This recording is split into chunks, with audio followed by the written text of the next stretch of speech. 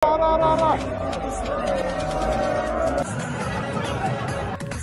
चाहिँ लागे गाइस बसन्तपुरमा रहेको देशको सबैभन्दा ठुलो होली हेर्न। म यहाँदेखि हिँडिसकेको छु। अब हेरौँ है त के कस्तो हुन्छ र कस्तो हुन्छ, कति इन्जोय गर्छु हेर्दै गर्नुहोस् मसँगै, तपाईँ पनि इन्जोय गर्दै गर्नुहोस् है त। ओके गाइस, यो चाहिँ हाम्रो भाइ रहेछ, म अनि यता थुप्रै केटाहरू छन्। हामी सबै चाहिँ बसन्तपुरको लागि गइरहेका छौँ।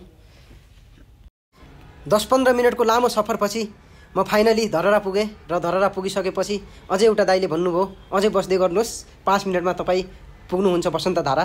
र फाइनली गाइस म यहाँ पुगिसकेको छु बसन्तधारा। र सबैभन्दा पहिले म पुगिसकेपछि मैले केही कलरहरू लिएँ जुन 25-30 रुपियाँको थियो।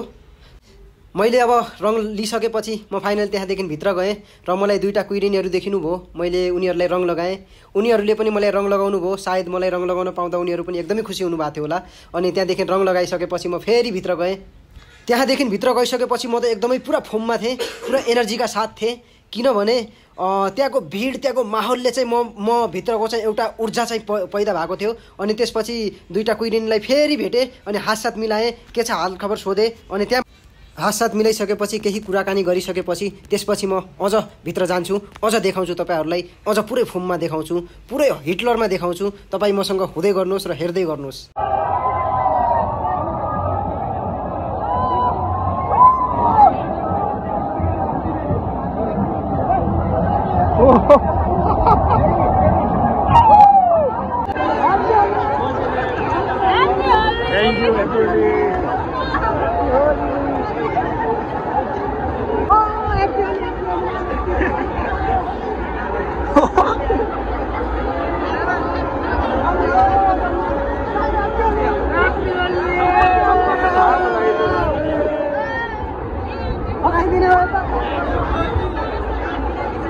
बवाल भइरहेछ गाइस, बवाल भइरहेछ।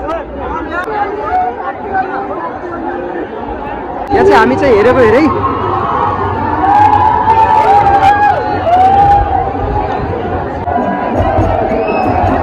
यो चाहिँ काठमाडौँको होली बवाल हुन्छ यतातिर।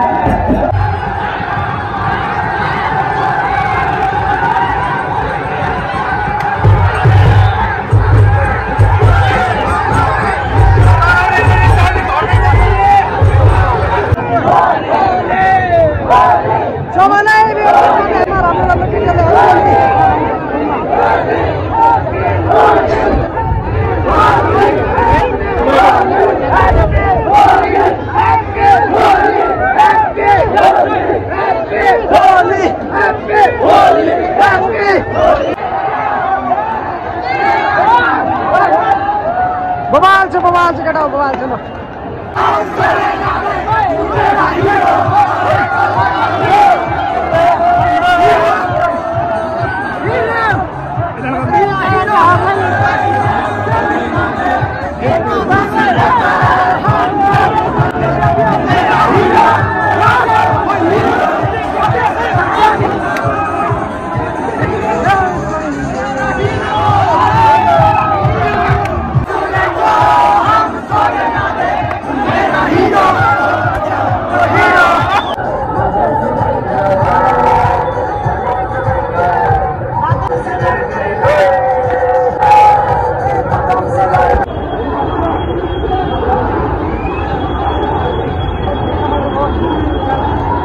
ल गाइस, होली सकिसकेको छ। अब चाहिँ म आफ्नो घरतिर लागेँ ल है त।